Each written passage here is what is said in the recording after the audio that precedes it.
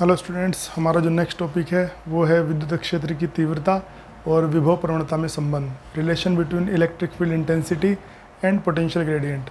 तो इसको समझने के लिए हम मान लेते हैं कि हमारे पास में यूनिफॉर्म इलेक्ट्रिक फील्ड है।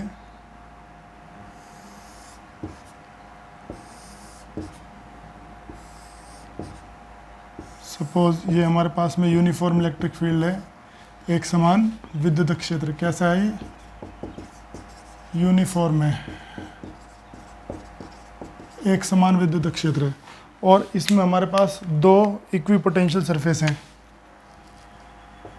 सपोज एक सरफेस है ये S1 और दूसरी सरफेस है S2।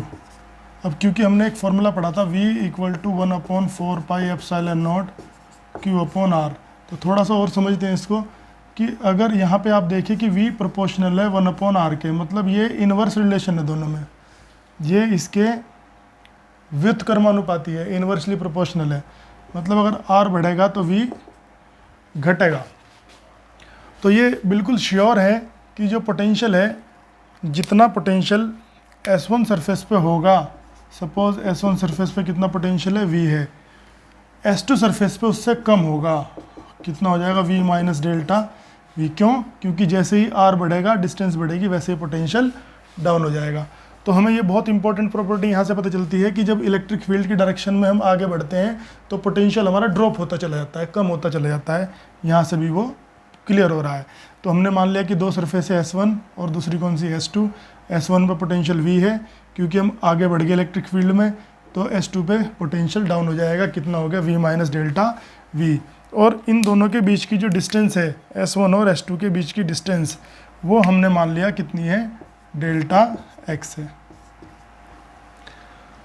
अब मान लेते हैं कि किसी एक चार्ज को, कोई एक चार्ज है जिसको हम यहाँ से Q चार्ज को S1 से और कहाँ ले जा रहे हैं?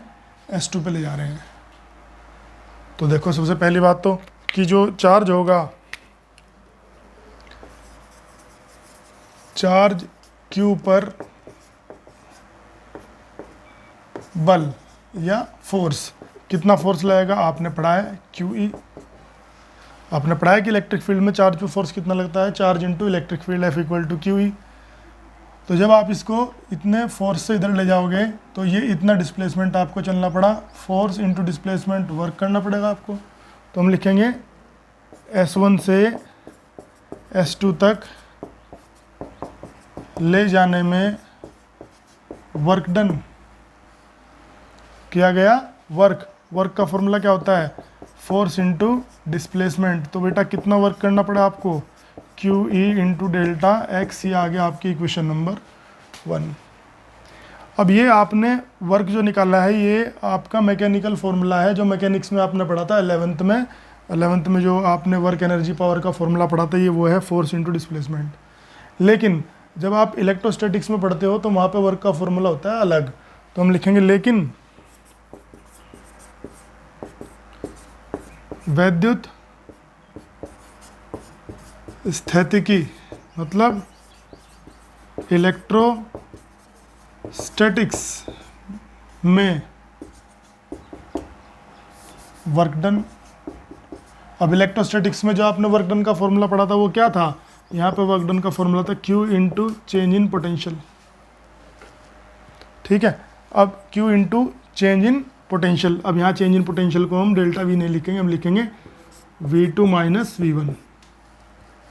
और वैल्यू रखो यहाँ से, तो कितनी आएगी? Q इंटू V2 कितना है? V minus delta V। और V1 कितना है? V। तो V से V कैंसिल हो गया, ये कितना आ गया? माइनस का Q डेल्टा V। अब आपने दो तरह से वर्क कैलकुलेट करा है। एक तरीका आपने मैकेनिकल फॉर्मूला लगा जो 11th में पढ़ा था, और ये इलेक्ट्रोस्टैटिक्स में जो आपने अभी लेटेस्ट में फॉर्मूले पढ़े हैं वो फॉर्मूला लगाया। तो दोनों ही फॉर्मूले से वर्क कैलकुलेट कराया, तो आप इक्वेशन 1 और 2 को इक्वेट कर दीजिए। आपने दोनों से वर्क की कैलकुलेशन करी है, तो दोनों इक्वेशन को आप इक्वल कर दीजिए। अब इसका डायग्राम का काम हो गया यहाँ से। तो फिर हम लिखेंगे फ्रॉम इक्वेशन 1 एंड 2, दोनों को जब इक्वल कर दोगे तो क्या आएगा?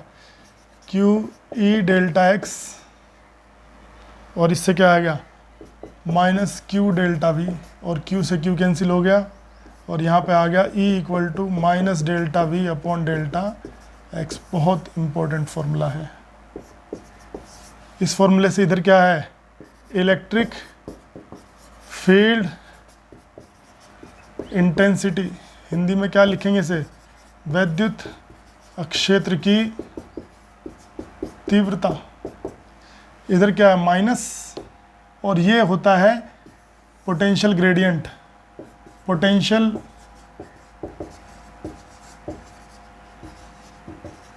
ग्रेडियंट, या हिंदी में क्या बोलेंगे इसको, विभव प्रवणता। तो यहाँ से ये प्रूफ हो जाता है कि इलेक्ट्रिक फील्ड इंटेंसिटी और पोटेंशियल ग्रेडियंट दोनों इक्वल होते हैं। तो हम ये लिख सकते हैं कि electric field intensity is equal to negative of potential gradient. विद्युत क्षेत्र की तीव्रता विभव ऋणात्मक विभव प्रवणता के बराबर होती है। तो ये बहुत इंपॉर्टेंट हमारे पास एक कैलकुलेशन आ गई। अब इसमें भी यहाँ पे ऐसे लिख सकते हैं हम कि फॉर 3D चेंज, ये देखो एडिशनल बता रहा हूँ मैं क्योंकि न्यूमेरिकल में जरूरत पड़ सकती है। ये सिर्फ एक्स एक्सिस के लिए है। अगर ये वाई एक्सिस के लिए होता तो यहाँ पे वाई आ जाता, नीचे जेड के लिए होता नीचे जेड आ जाता। लेकिन अगर 3D चेंज हो, ठीक है, अगर पोजीशन दे रखी हो, आर दे रखा हो, तो उस केस में हम फॉर्मूला लिखेंगे E equal to minus D V upon D R. तो ये हमारा नेक्स्ट फॉर्मूला हो गया। अब यहाँ पे इसमें एक इम्पॉर्टेंट पॉइंट और है कि हम पोटेंशियल की कैलकुलेशन कर सकते हैं फ्रॉम ई। मतलब अगर कभी हमें ऐसी कंडीशन आ जाए कि हमें इलेक्ट्रिक फील्ड दे रखा है लेकिन पोटेंशियल कैलकुलेट करना है। देखो ये फॉर्मूला में क्या बता रहा है, ये फॉर्मूला में ये बता रहा है कि अगर हमें पोटेंशियल पता है तो हम इलेक्ट्रिक फील्ड बता सकते हैं। कैसे? अच्छा, यहाँ पे भी आप लिख सकते हो इसको स्मॉल चेंज के लिए। स्मॉल चेंज के लिए क्या लिखोगे इसको, minus D V upon D X. और ये 3D चेंज के लिए लिख दिया आपने इसमें, तो पहले से ही लिख दिया। यहाँ पे भी अगर 1D चेंज हो तो आप लिख सकते हो minus delta V upon delta x, zone से भी एक्सिस में चेंज होगा। हाँ जी, जो मैं बता रहा था वहाँ पे आ जाओ कि अगर हमें v पता है और x की e की कैलकुलेशन करनी है तो फॉर्मूले में v रखो और x इसकी e की कैलकुलेशन हो जाएगी। अगर v यहाँ पे रखेंगे तो डिफरेंशियल करके भी हम इसकी कैलकुलेशन कर सकते हैं। लेकिन तब क्या होगा, अगर आपको e पता है और v की कैलकुलेशन करनी है तो इस फॉर्मूले में देखो आप dv को इधर रखो, ये इधर आ जाएगा, कितना हो जाएगा e इंटू डी आर।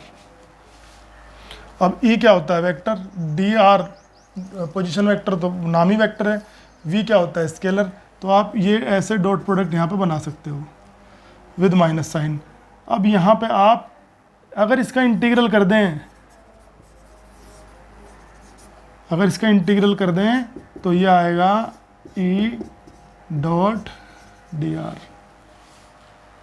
अब ये इंटीग्रेशन कहाँ से कहाँ तक, जहाँ से जहाँ तक आप जा रहे हो, मान लो आप a पॉइंट से ले जा रहे हो इसको और कहाँ पे जा रहे हो b पॉइंट पे, तो इंटीग्रल हो जाएगा from point a to b। Potential हो जाएगा va टू vb।